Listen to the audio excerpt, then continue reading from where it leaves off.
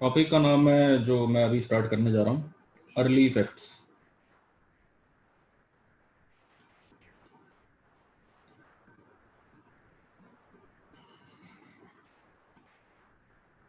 Early effects is also called base width modulation. Hello. Hello.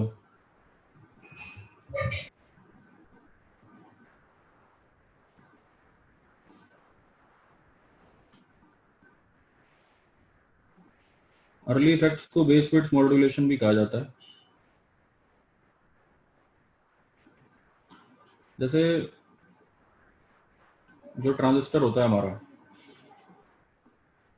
चाहे वो कैसा भी ट्रांजिस्टर हो, एनपीएन या पीएनपी, मैं ये पीएनपी ट्रांजिस्टर कंसिडर कर लेता हूँ। चलो,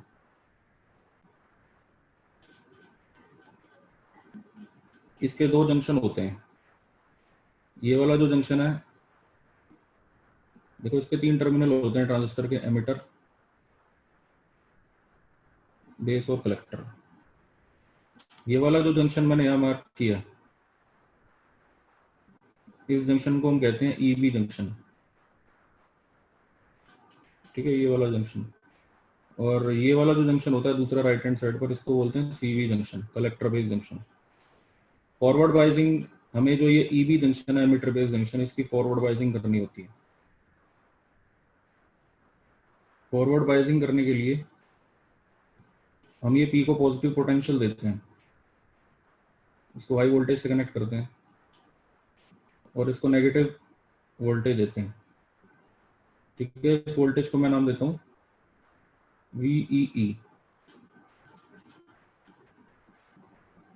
इस जंक्शन को रिवर्स बायस करने के लिए मैं यहाँ पर इस पी को नेगेटिव पोटेंशियल देता हूँ, तो यहाँ पर मेरे को फिर बैटरी का नेगेटिव टर्मिनल जोड़ना पड़ेगा इधर, और इस बैटरी को हम नाम देते हैं VCC। तो अब होगा ये, जो ये जंक्शन आपका रिवर्स बायस्ड है, ये वाला रिवर्स बायस जंक्शन के अंदर एक डिप्लीशन लेयर होती है। ये जो मैं डॉटेड लाइन बना रहा हूँ, this is the depletion layer. ये डिप्लीशन लेयर जंक्शन के दोनों साइड पर होती है, ये वाली। This is the width of depletion layer, इसको W मान लेते हैं। W यहाँ पर क्या है, विड्थ ऑफ, एक मिनट सॉरी, दोबारा बनाता हूँ।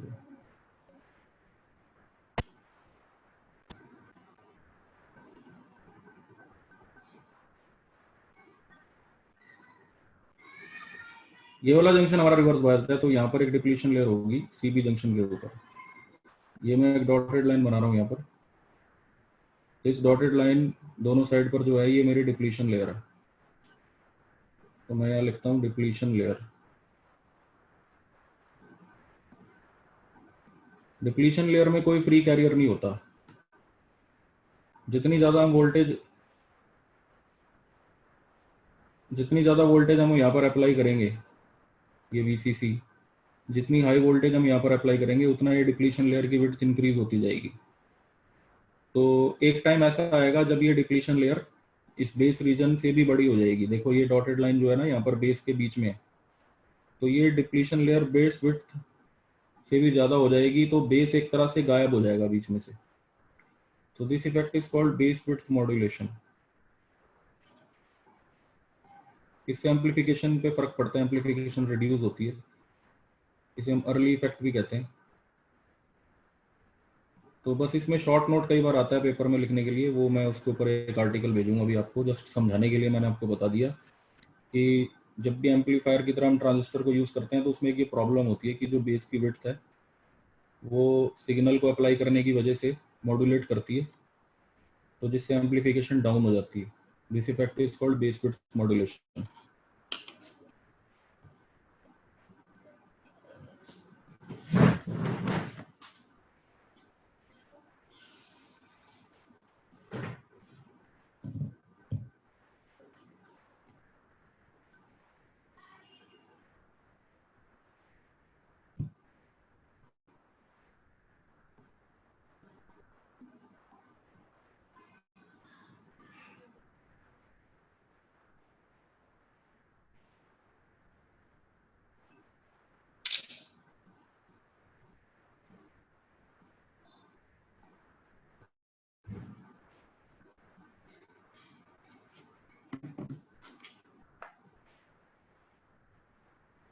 इसके बाद एक टॉपिक है आपका which is known as H model.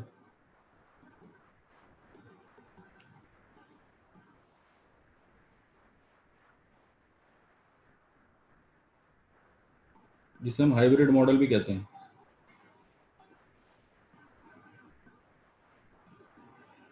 Hybrid model of transistor यानी कि एच मॉडल। एच मॉडल को समझने के लिए हम सबसे पहले एक एनपीएन ट्रांजिस्टर लेते हैं। मान लो ये मैंने एक एनपीएन ट्रांजिस्टर लिया, N P N, this is emitter, this is base and this is collector. Collector को हम कॉमन रखते हैं, तो जो वोल्टेज हम यहाँ पर अप्लाई कर रहे हैं दैट वोल्टेज इज VBE, ठीक है। और जो वोल्टेज हमें यहाँ पर मिल रही है that voltage is VCE।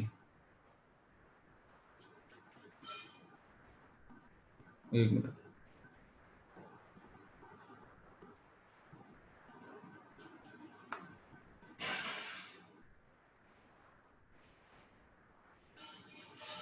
Collector यहाँ पर होता है और एमीटर यहाँ पर होता है। जो हमारा एनपीएन ट्रांजिस्टर है उसका एमीटर कॉमन होता है, कॉमन एमीटर तभी उसका नाम है। एमीटर ग्राउंडेड होता है। तो जो हम इनपुट वोल्टेज देते हैं वो बेस और एमीटर के बीच में दे रहे हैं, दिस इज VBE, और जो आउटपुट हम ले रहे हैं कलेक्टर और एमीटर के बीच में, दिस इज VCE। जो हम यहाँ से इनपुट करंट देते हैं वो होता है IB, बेस करंट, और जो करंट यहाँ जा रहा होता है वो आउटपुट करंट होता है IC, ठीक है।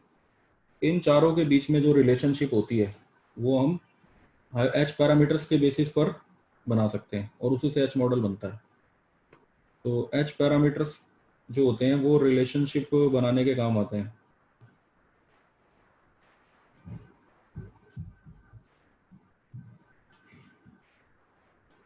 H parameters of A transistor.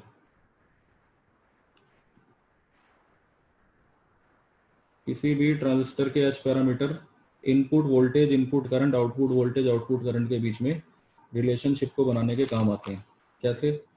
सबसे पहले यहाँ लिखा जाता है इनपुट वोल्टेज VB, उसके सामने इनपुट करंट, फिर आउटपुट वोल्टेज, फिर यहाँ पर आउटपुट करंट। तो यहाँ पे साइकिल याद रख लो, V1 I1 V2 I2।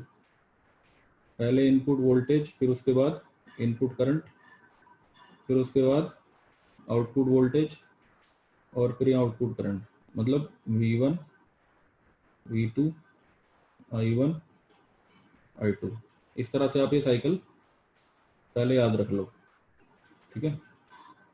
कि पहले V1 आएगा, फिर उसके सामने I1 आएगा, फिर यहाँ V2 आएगा, फिर उसके बाद I2 आएगा। अब उसके बाद एक मैट्रिक्स बना दो यहाँ पर, एक ये मैट्रिक्स है, ये भी एक मैट्रिक्स है, और यहाँ पर आप एक एच मॉडल के एच पैरामीटर्स लिखोगे, HIE, HOE, HFE, HOE, ये HRE होता है। ये वाला जो एच पैरामीटर है दिस इज HRE,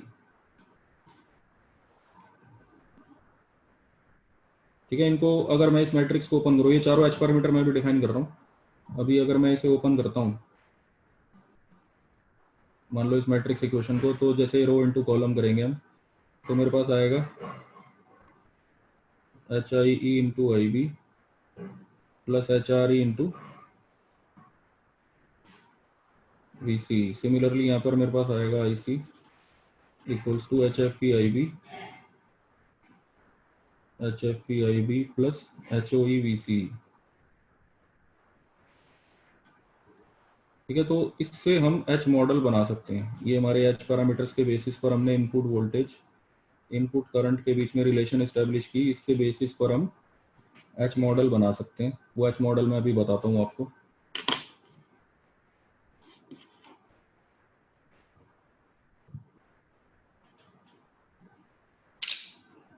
अभी हम पहले इन एच पैरामीटर्स को डिफाइन करते हैं।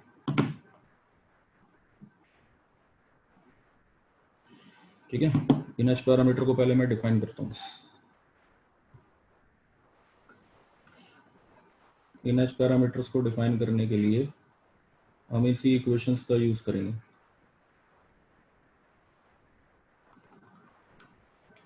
याद रखना ये मैं कॉमन एमिटर के लिए लिख रहा हूँ, वैसे जो और मॉडल होते हैं ट्रांजिस्टर के जैसे कॉमन कलेक्टर वगैरह उनके लिए भी लिख सकते हैं। अब जैसे मान लो मुझे ये पहले वाला एच पैरामीटर चाहिए, एच आई ई। ठीक है, तो मैं यहाँ लिखता हूँ H I E equal to, मान लो मैं वी सी की वैल्यू 0 कर देता हूँ, ये वाला। इमेजिन करो अगर ये वी सी 0 हो जाए तो एच आई की वैल्यू क्या आएगी, वी बी के नीचे आई बी चला गया, V B E upon I B keeping V C E 0। तो इसको हम ऐसे डिफाइन कहते हैं कि भाई ये जो वी बी है ये हमारे ट्रांजिस्टर की इनपुट वोल्टेज है, और आई बी जो हमारे ट्रांजिस्टर का इनपुट करंट है। Input voltage upon input current, इसे बोलते हैं इनपुट इम्पीडेंस, और आउटपुट वोल्टेज को 0 करके आता है ये। तो therefore it is the input impedance of. Sir वो HRE-VCE का क्या हुआ? उसमें VCE की वैल्यू को हमने 0 अज्यूम कर लिया, तभी तो देखो ना ये लाइन डाल के मैंने लिखा VCE। अच्छा, ओके ओके। इमेजिन करो VCE को मैंने 0 कर दिया तो HIE की वैल्यू, मतलब जब तक आप VCE को 0 नहीं रखोगे तो HIE निकलेगा नहीं। Yes sir. तो ये इसकी लिखने, इसको डिफाइन करने का तरीका यही है, it is the input impedance of amplifier. Amplifier कह लो या आप अपना ट्रांजिस्टर कह लो, जो भी है, जो भी आप एनपीएन ट्रांजिस्टर ले रहे हो उसका इम्पीडेंस है ये, इनपुट इम्पीडेंस। इसी तरह से इमेजिन करो अगर मुझे HFE को डिफाइन करना पड़ जाए यहाँ से, तो HFE को निकालने के लिए हम इस VCE को क्या लेंगे, 0 लेंगे। तो फिर बताओ मुझे HFE की वैल्यू क्या आएगी, अगर ये 0 हो जाए पूरा तो HFE की वैल्यू क्या आएगी, IC के नीचे IB आ जाएगा, ये IB IC के नीचे आ जाएगा। तो ये आपके पास आ जाएगा IC upon IB by keeping VCE 0। तो इस चीज को हम कहते हैं, ये IC आपका आउटपुट करंट है और IB आपका इनपुट करंट है, यानी output current upon input current, इसको हम बोलते हैं फॉरवर्ड करंट गेन। ये हमारे ट्रांजिस्टर का फॉरवर्ड करंट गेन माना जाता है। उसी तरह से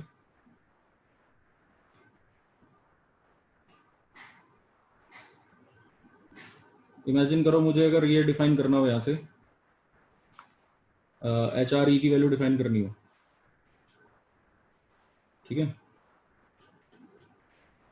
तो HRE को अगर डिफाइन करना है तो फिर IB को 0 लेना पड़ेगा। तो HRE की वैल्यू क्या आएगी, VB upon VCE, VB upon VCE by keeping IB equals to 0।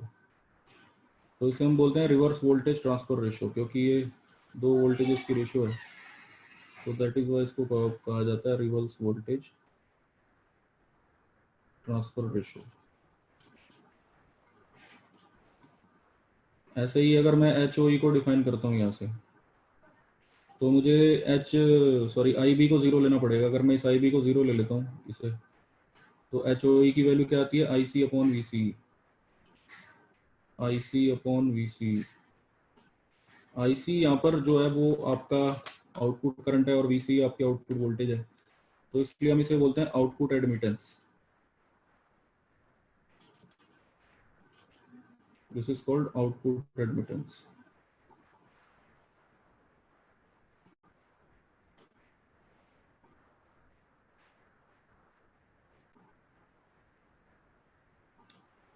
ठीक है, तो ये चारों एच पैरामीटर्स की डेफिनेशन लिख दी। इनके यूनिट्स क्या होंगे, देखो इसका यूनिट तो ओम है, यहाँ लिख देते हैं ओम है, इसका कोई यूनिट नहीं है, नो यूनिट।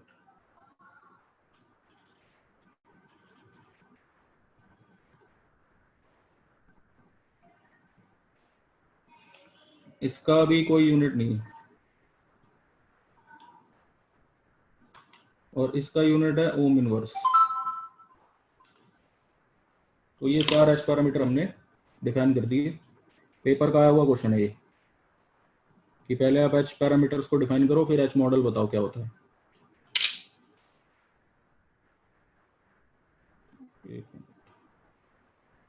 अब इसके बेसिस पर हम एच मॉडल बनाएंगे, देखो भी आप।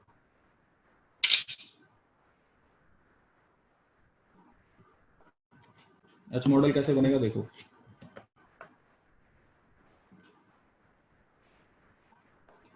एच मॉडल बनाने के लिए जो हमारी इक्वेशंस थी पहले वो लिखते हैं। वी हैव फॉलोइंग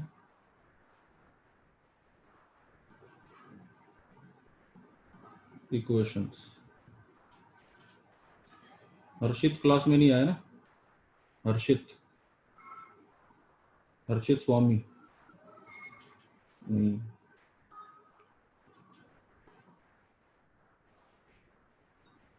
तो we have the following equations, ये अभी हमने लिखी थी। सबसे पहली इक्वेशन क्या थी?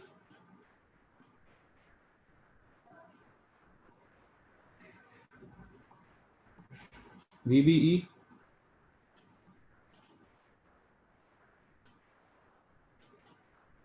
VBE इज इक्वल टू क्या था?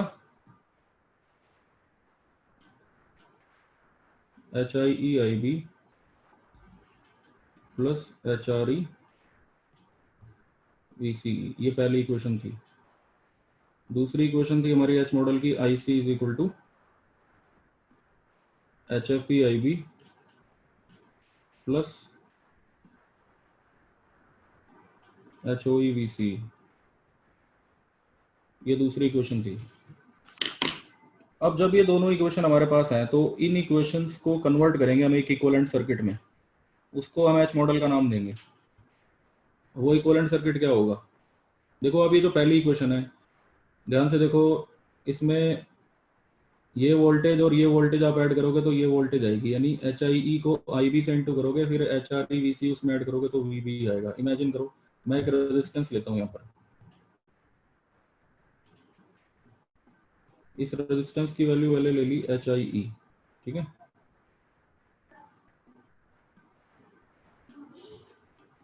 फिर उसके बाद मैंने यहाँ पर एक, इमेजिन करो, एक वोल्टेज सोर्स कनेक्ट किया, प्लस माइनस वोल्टेज सोर्स है एच आर ई वी सी,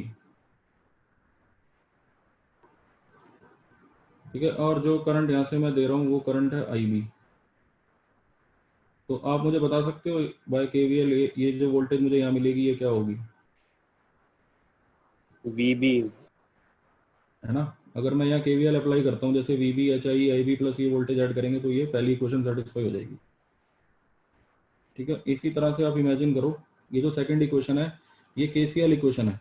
यहाँ पर हमारे पास ये करंट, ये वाला करंट और ये वाला करंट ऐड करेंगे तो ये करंट आना चाहिए, यानी input incoming current,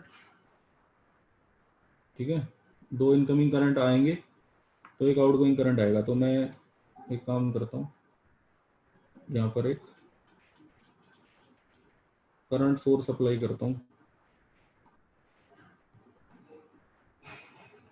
current source है हमारा H F E I V, ये करंट सोर्स है।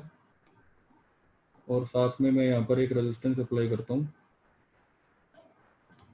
1/HOE का। और जो वोल्टेज मैं यहाँ से दे रहा हूँ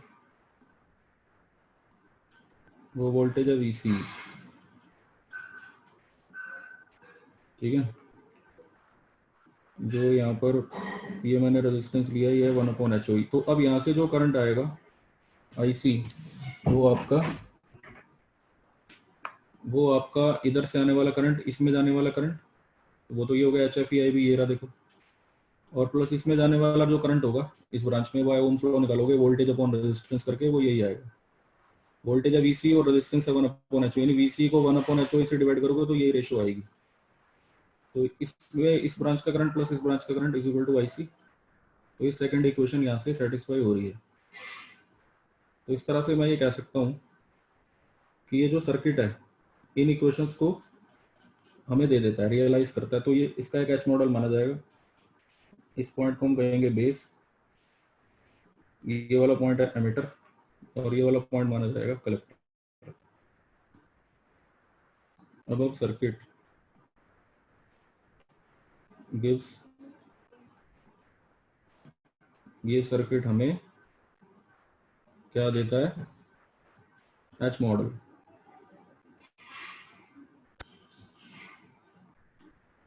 of the common emitter transistor. ये पेपर का आया हुआ क्वेश्चन है। जैसे आपसे ज्यादातर ये पूछ लेते हैं एच मॉडल को डिस्क्राइब करो, एक्सप्लेन करो, तो बस उसमें यही करना है। थोड़ा सा अपनी तरफ से और 2-4 लाइनें लिख सकते हो आप। सर ये 1/HOE क्यों लिया है? क्योंकि एडमिटेंस होता है ना, एडमिटेंस जो होता है वो उसको 1 करो तो रेजिस्टेंस बनता है। क्योंकि मैंने यहाँ पे एज ए रेजिस्टेंस शो करना है ना इसको। आप इससे पिछली वाली स्लाइड में भी नोट्स भेजूंगा, उसमें देखना ओम इनवर्स था इसका यूनिट, हाँ जी, हाँ जी, तो इसलिए इसे 1 करके लिखा है, ठीक। सो दैट मैं इसे रेजिस्टेंस की तरह शो कर रहा हूँ ना, इसलिए ये हो गया। इसके बाद हमारा नेक्स्ट टॉपिक आता है JFET। JFET की फुल फॉर्म क्या होती है? Junction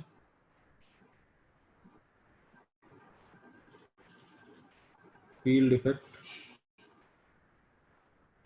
transistor. Junction field effect transistor देखो दो तरह के होते हैं JFET। एक होते हैं N चैनल और एक होते हैं P चैनल। ठीक है, सबसे पहले हम N चैनल पढ़ेंगे, N channel JFET।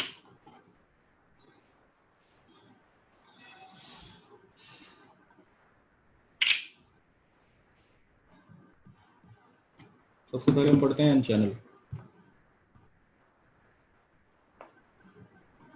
N channel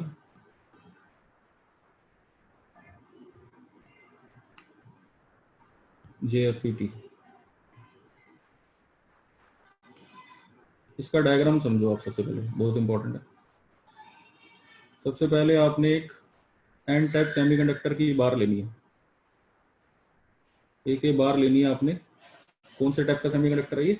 N type, ठीक है। इसके दोनों साइड पर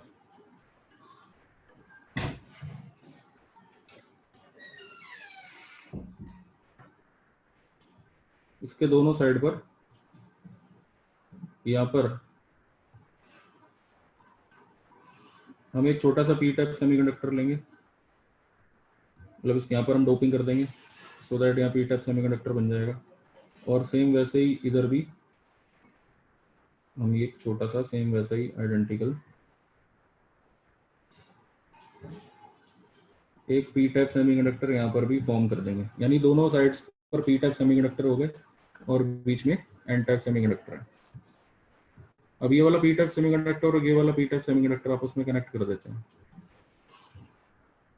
ये दोनों पी टाइप सेमीकंडक्टर मैंने आपस में एक दूसरे के साथ कनेक्ट कर दिए और ये सिंगल वायर बना दी, इसको नाम दिया गेट। जी का मतलब है गेट। ये यहां से एक टर्मिनल निकाला, इसको इसके ऊपर से ले गए, इसको हमने नाम दिया ड्रेन। ड्रेन। और यहाँ पर हमने एक नाम दिया सोर्स। तो इसके 3 टर्मिनल होते हैं, इसका लॉजिक सिंबल भी बताता हूँ आपको। एक सिंगल लाइन बनाओ, एक हॉरिजॉन्टल लाइन नीचे ऊपर इधर, ये होता है गेट, इसे बोलते हैं ड्रेन, और यहाँ होता है सोर्स। 3 टर्मिनल होते हैं और एरो बार की तरफ, एन चैनल में एरो बार आता है।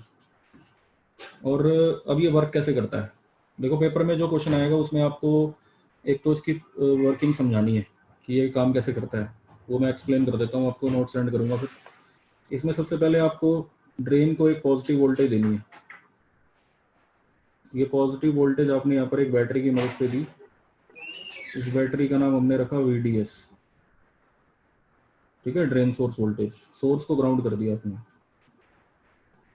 गेट को आपने एक नेगेटिव वोल्टेज देनी होती है, तो यहाँ पर आपने एक नेगेटिव वोल्टेज दी, -+, और यहाँ आपने लिखा VGS, ठीक है।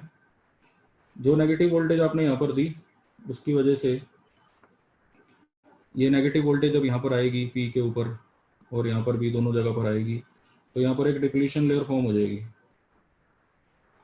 ठीक है, जो मैं डॉटेड बना रहा हूँ this is a depletion layer. ये डिप्लीशन लेयर दोनों साइड से फॉर्म होगी। जितना जितना ज़्यादा आप इस वोल्टेज को बढ़ाते जाओगे उतना ये डिप्लीशन लेयर बढ़ती चली जाएगी। ठीक है ना, डिप्लीशन लेयर बढ़ने से बीच में ये करंट फ्लो करने का रास्ता होता है, इसे हम चैनल कहते हैं।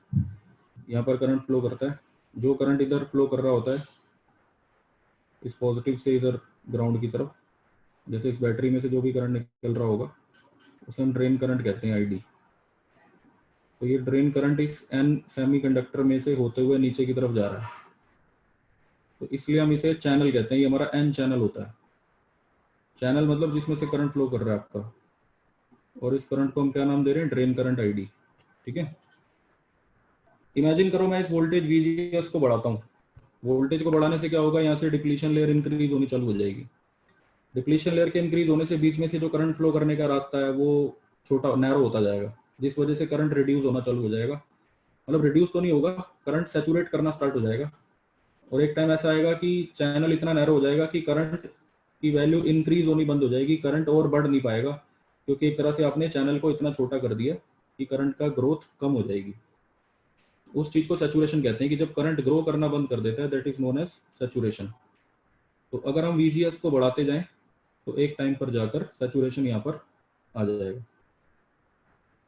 और अगर हम इतना ज़्यादा बढ़ा दें वीजीएस को कि चैनल बिल्कुल ही बंद हो जाए, यहाँ पर डिप्लीशन लेयर इतनी ज़्यादा हो जाए बीच में चैनल ही ना बचे, तो करंट जीरो हो जाएगा। उस चीज़ को हम बोलते हैं पिंच ऑफ। ठीक है, मैं फिर बताता हूँ। अगर हम वीजीएस को इंक्रीज करें, इस वीजीएस को इंक्रीज करेंगे तो उससे डिप्लीशन लेयर की विड्थ इंक्रीज होगी। विड्थ इंक्रीज होने से बीच में से करंट फ्लो करने का जो चैनल है वो नैरो होता जाएगा। इतनी ज़्यादा वोल्टेज इंक्रीज कर दें हम वीजीएस की, करंट बीच में से फ्लो करने का रास्ता ही ना बचे और डिप्लीशन लेयर पूरी चैनल को ख़त्म कर दे, तो उसे फिर हम उस वोल्टेज को हम पिंच ऑफ वोल्टेज कहते हैं। ये जो वीजीएस की वोल्टेज होती है। सर ये यूज क्या होता है इसका? कोई यूज़ नहीं है, बस इसको समझने के लिए है ये। सर इस पे डेरिवेशन आती है इसकी या फिर न्यूमेरिकल आता है? नहीं, इसके थ्योरी है, पहले शुरू में तो थ्योरी है, फिर इसकी अच्छा वीआई अच्छा। कैरेक्टरिस्टिक्स है। ठीक है, फिर उसके बाद अब ये तो इसकी वर्किंग हो गई। मतलब इसकी वर्किंग में बस यही समझाना होता है कि करंट फ्लो कर रहा है और हम ये वीजीएस को इंक्रीज कर रहे हैं तो उससे विड्थ छोटी होगी और एक टाइम पे जाके करंट बंद हो जाएगा, that is called pinch of. जिस वोल्टेज को मैं यहाँ पर दूंगा जिससे करंट बंद हो जाए उस वोल्टेज को पिंच ऑफ वोल्टेज कहते हैं।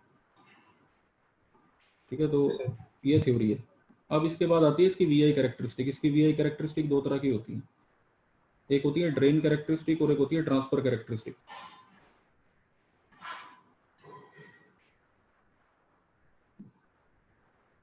ड्रेन कैरेक्टरिस्टिक जो है वो इस वोल्टेज का VDS वर्सेस ID का ग्राफ होता है। ठीक है, ग्राफ बिटवीन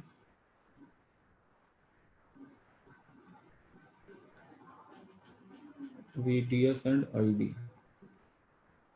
ठीक है, और दूसरी होती है transfer characteristic.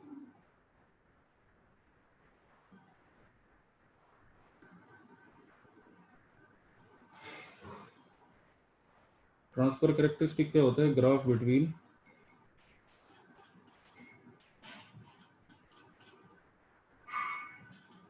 VGS and ID।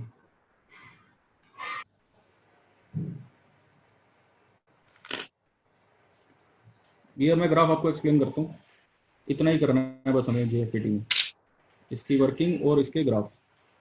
Numerical भी फिर मैं कराऊंगा, न्यूमेरिकल इसके ज़्यादा मुश्किल नहीं होते, फॉर्मूला बेस्ड होते हैं। सबसे पहले आपकी अब आ रही है transfer sorry drain characteristic.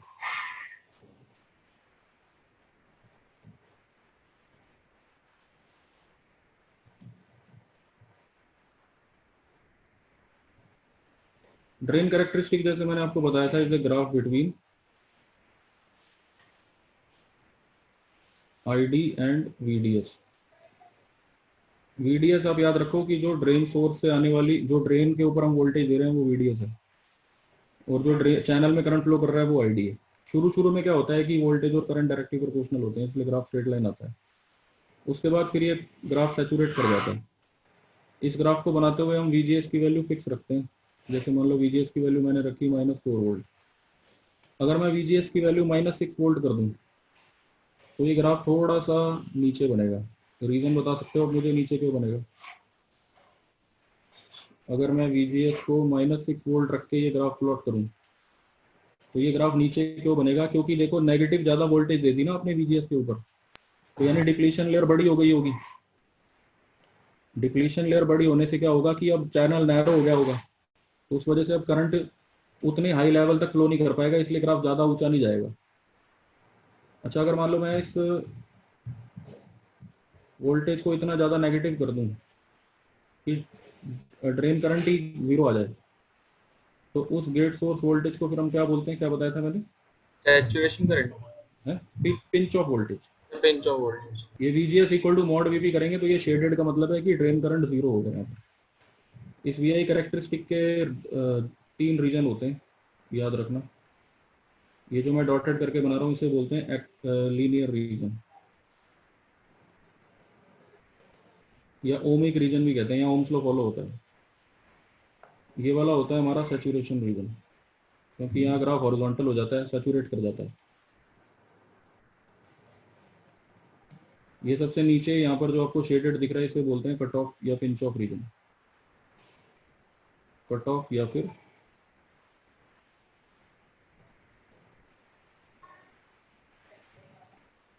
Pinch off reason, ठीक है।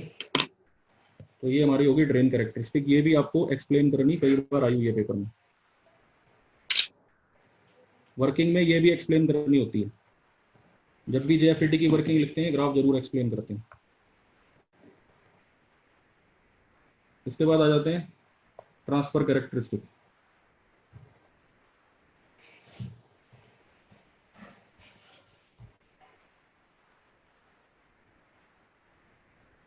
ट्रांसफर कैरेक्टरिस्टिक मैंने आपको क्या बताया था? Is a graph between drain current versus gate source voltage VGS। अब आप इमेजिन करो, जो VGS वोल्टेज मैं बढ़ाता जा रहा हूँ तो ड्रेन करंट जो है ना वो नेगेटिव डायरेक्शन में अगर मैं VGS को बढ़ाऊंगा तो डिप्लीशन लेयर छोटी होती जाएगी। अगर मैं नेगेटिव डायरेक्शन में VGS को यानी पीछे की तरफ बढ़ाता हूँ, यहाँ पर इधर पीछे की तरफ, तो जितना मैं VGS को नेगेटिव करता जाऊंगा उतनी डिप्लीशन लेयर की विड्थ छोटी होती जाएगी। छोटी होने से जो हमारा करंट है वो रिड्यूस होता जाएगा, ठीक है ना। तो अगर मैं इसे इतना नेगेटिव कर दूं कि करंट 0 हो जाए तो उसे बोलते हैं पिंच ऑफ वोल्टेज। तो ये पिंच ऑफ वोल्टेज से मैं ये स्टार्ट कर रहा हूँ, जितना हम इसको बढ़ाते जाएंगे उतना ये ग्राफ ऊपर की तरफ बढ़ता जाएगा, यानी करंट इंक्रीज होता जाएगा। तो ये पैराबोलिक ग्राफ आता है, और जहां पर ये एक्स एक्सिस को यानी वाई एक्सिस को कट करता है इसको हम बोलते हैं IDSS।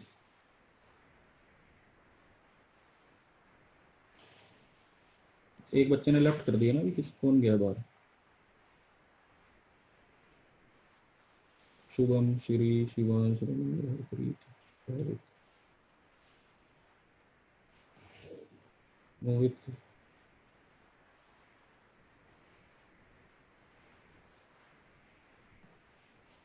और मयंक। चलो कोई बात नहीं। तो ये जो हमारा होता है जहां पर ये IDSS है इसे हम बोलते हैं drain source saturation current. Drain source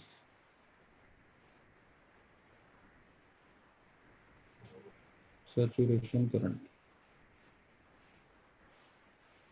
ये जो ग्राफ है ये पैराबोलिक है। इसके बेसिस पर मैं यहाँ एक रिलेशन स्टैब्लिश कर सकता हूँ, एम्पिरिकल रिलेशन होती है ये, सीधा याद रखने के लिए। ID equal to IDSS